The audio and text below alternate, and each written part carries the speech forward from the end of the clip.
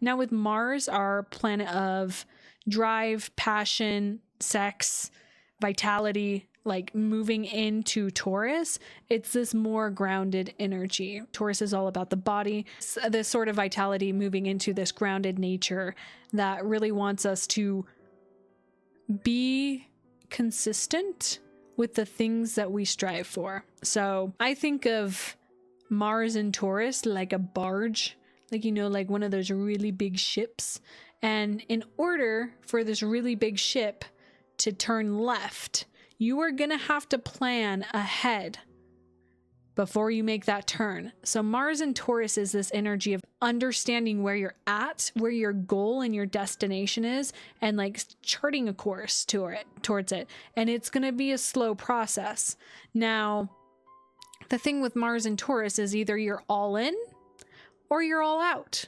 There's no in between. So if you didn't take the opportunity with Mars being in Aries and actually like getting some passions going and starting that drive to actually get things going, it may be hard for you to find the motivation to start things, to do things. That's where it was very useful having Mars in Aries. For example, with Mars, I always bring up like physical things. So whether that's working out, maybe you started hiking, maybe you started rock climbing, or maybe it's just like waking up at a certain time to get your day started in a different way, like finding new habits and routines that are really going to like get you to where you want to go in the long term. I'm going to write out again where this is happening for people. Taurus risings, they are going to be having this transiting their first house, which is all about the self. So they may have more desire to change how they are perceived or their physical appearance. Also like just a drive to push themselves. For our Aries risings, this is happening in their second house. So it may be a drive to actually like work on their physical health or get fit. That's the best way to put it there. For our Pisces risings, this is happening in their third house, which is all about communication, connections, siblings too. This may push them to actually like start creating a community or connections around themselves that are going to support them in their passions. For Aquarius risings, this is happening in it's happening in your fourth house, which is all about your home environment. So you may have a drive to actually like change what that looks like, or have a desire to actually finish projects around the house or like getting things done. Capricorn, I'm like looking at the Capricorn symbol, like what the hell?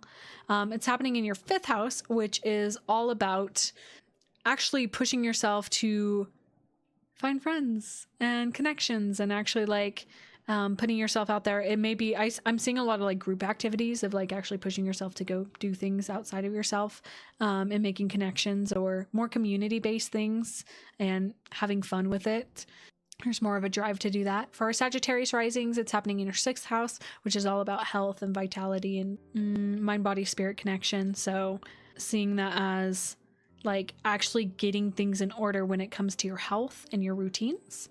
For our Scorpio risings, it's happening in your seventh house, which has to do with relationships. So y'all be fucked. I wish I was lying, but could be more of a drive to actually like go and date or pursue people or be pursued. For our Libra risings, it's happening in your eighth house, which has to do with death and rebirth and transformation. So there could be a desire to completely destroy your like foundation and to like rebuild it and to like build things from the ground up, and actually having the desire to like create a long-term foundation for yourself.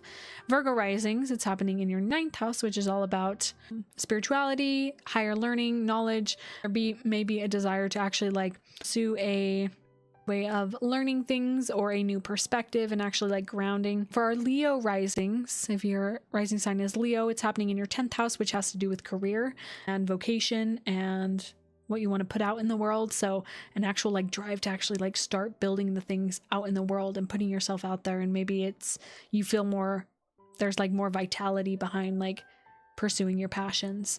Cancer risings, it's happening in your 11th house, which is all about humanitarian efforts, greater community, collective consciousness. So I see that as like actually like I could see people volunteering or actually reaching out for help and like having a drive to help your community. For our Gemini risings, it's happening in your 12th house, which has to do with dissolving and death and nothingness. But for Geminis, I can see as like a lack of energy and missing out on some of that desire to do anything. There may be like a push to actually like